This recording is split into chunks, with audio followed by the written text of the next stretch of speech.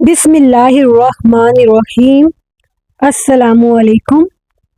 رسول پاک حضرت محمد صلی اللہ علیہ وآلہ وسلم احساس والے نبی ہیں۔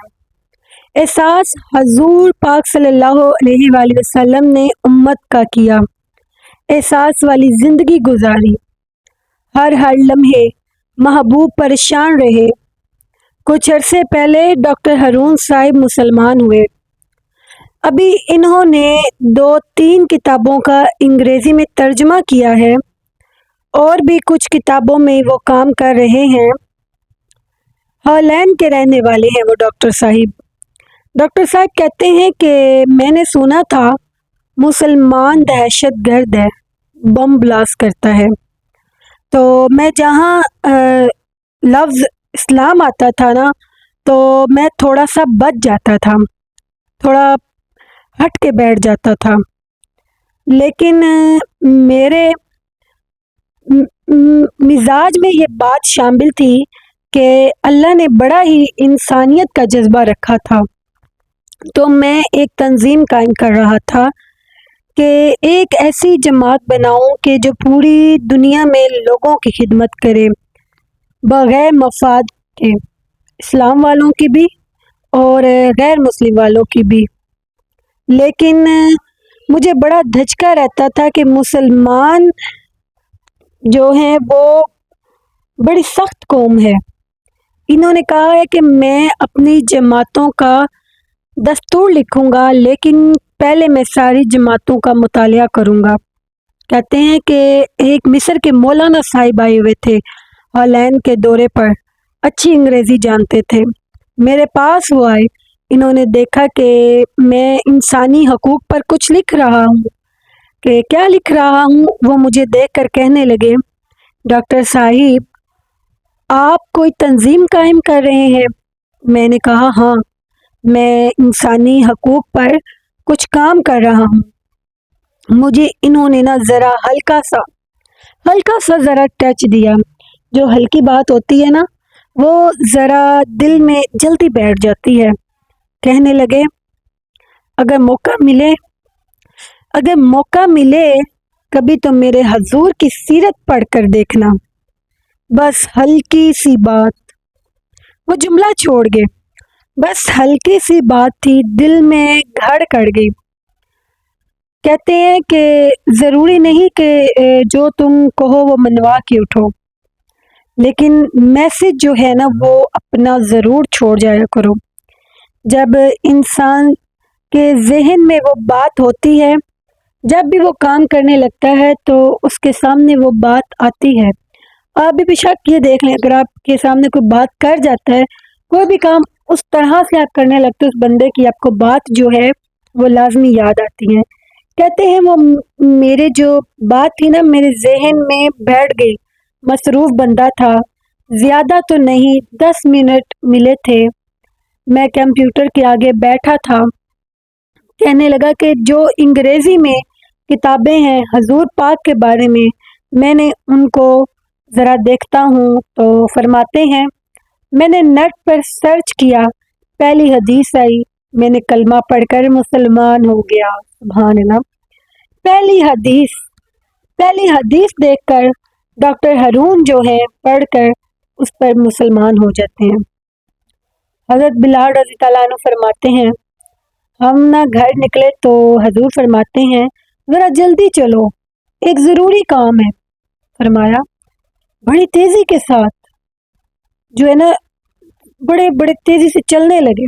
محبوب نے تیز قدم اٹھائی، تیز فرماتے ہیں کہ ہم تیز جو ہیں وہ چلنے لگے۔ محبوب اگلی گلی کے کارنر پر پہنچ گئے۔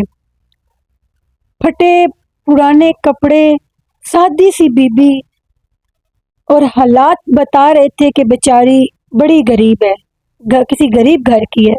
وہ سڑک پر کھڑی تھی اور رو رہی تھی۔ میرے کریم آقا سیدنا محمد صلی اللہ علیہ وآلہ وسلم فرمایا بلال اس سے پوچھ کیا مسئلہ ہے، کیوں روتی ہے؟ حضرت سلمان رضی اللہ عنہ عرض کرتے ہیں میں نے کہا حضور میں پوچھ لیتا ہوں، آپ کام جائیں، آپ کا کام بڑا ضروری ہے۔ جو نکلے میں معلومات لیتا ہوں۔ حضور نے فرمایا، اس نے آنسو پونچھنے سے زیادہ ضروری کوئی کام نہیں ہے۔ پہلے سے پوچھا جائے گا کہ کیوں روتی ہے، کیا مسئلہ ہے؟ تو پہلے اس سے پوچھا جائے گا کہ روتے نہیں رہنے لوگ گھروں میں، لوگ چپ کر کے گزر جاتے ہیں، جن کے گھروں میں لوگ رو رہے ہوتے ہیں اور کہتے ہیں تڑپتا ہے تڑپنے دو، کوئی احساس نہیں۔ یہاں نبی اکرم دو جہاں کے آقا صلی اللہ علیہ وآلہ وسلم اور اس خاتون سے پوچھا کیا بات ہے؟ اس نے کہا کہ بات کوئی نہیں حضور، میرا ایک ہی موٹا مسئلہ ہے۔ کہنے لگی میں غریب ہوں۔ غریبی خود ایک بہت بڑا گناہ ہوتی ہے، لوگ بڑا جرم سمجھتے ہیں اس کو۔ بس اگر آپ دیکھیں، اگر کوئی مولوی جو ہے اسٹیج پر بھی بیٹھا ہو تو وہ جو ہے کہے گا کہ مولوی ہو یا کوئی بھی ہو تو پہلے امیروں کا جو ہے آگے لائن میں بیٹھے ہوں گے، غریب کی تو بیچارے کی ویسے ڈھوئی کوئی نہیں، وہ تو کہیں پیچھے جا کے بیٹھے گا، کیونکہ غریب جو ہوگا، جو امیر ہوں گے ان کو تو پروٹوکول دیا جائے گا اور غریب آدمی کو وہ آخر میں جا کر بٹھایا جائے گا۔ میرے رسول پاک صلی اللہ علیہ وآلہ وسلم نے فرمایا پہلے اس سے پوچھو اس کا کیا مسئلہ ہے۔ تو کہنے لگے کہ میں غریب ہوں، بوڑھی ہو گئی ہوں، ساری زندگی میں غریب ہوں، ساری زندگی میں یعنی کہ میں بوڑھی ہو گئی ہوں، ساری زندگی جو ہے وہ غریبی میں گزر گئی، اب بوڑھی ہو گئی ہوں، ساری زندگی غلامی میں گزری ہے، تیل لینے آئی تھی 5 دینار کا، بوتل میں تیل بھروایا، بوڑھی ہوں، اب کمزور ہو گئی ہوں، کمر درد کرتی ہے، تو پیر پیچھے مڑا تو میں گری ہوں، تیل زمین پی گئی ہے، زمین تو واپس نہیں کرتی، لیکن واپس جاؤں گی تو ایک یہودی عورت کی ملازمہ ہوں، دو کے مجھے رو رو کے وہ مجھے مارے گی، سوری کہ وہ جو ہوتے تھے نا، وہ پہلے زمانے میں اس کو کیا کہتے ہیں، جیسے بیلٹ کی طرح ہوتے تھے، وہ مارے گی، اس کا میرا نام ذہن سے نکل گیا ہے، تو میری کھال ادھیڑ دے گی، میں بڑی پریشان ہوں، میں مار کھاؤں، یہ ہڈیاں جو ہیں اب ان میں اتنی جان نہیں ہے، قربان جاؤں بلال کے، حضور حکم دیا دوڑ کے گھر جاؤ، 5 دینار لے کر آؤ، فرمایا 5 دینار لائے، تیل خریدا تو پھر رونے لگی، فرمایا اب کیوں روتی ہو؟ اس نے کہا بتایا کہ غریب ہوں، غریب کا کوئی جرم نہیں ہوتا، لیکن پھر بھی بیچارہ پیسا جاتا ہے، پھر بھی مارا جاتا ہے، تو اب کیوں رو رہی ہو؟ کہنے لگی محبوب مار اس لیے پڑے گی کہ دیر سے کیوں آئی ہے۔ تو میرے کریم حضرت محمد صلی اللہ علیہ وآلہ وسلم بی بی حضور ابھی آئے، مدینہ منورہ میں ابھی آئے ہیں۔ ہمارے ہاں اگر کوئی غریب ہوتا ہے نا تو اس کی ریڑی اگر وہ لگا لے نا تو اسے بٹھا کے ساتھ لے جاتے ہیں، اور اگر غریب کسی کے پاس چلا جائے نا سفارش کے لیے تو اس کو کہتے ہیں گاڑی لایا ہے؟ تیرے پاس گاڑی ہے؟ وہ کہتا ہے گاڑی تو کوئی نہیں ہے حضور، چل جا پھر تیرا کام بھی نہیں، وہ غریب بیچارہ ویسے ہی مارا جاتا ہے، ریڑی بھی گئی، اس غریب کی ریڑی بھی گئی اور کام بھی کوئی نہیں بنا۔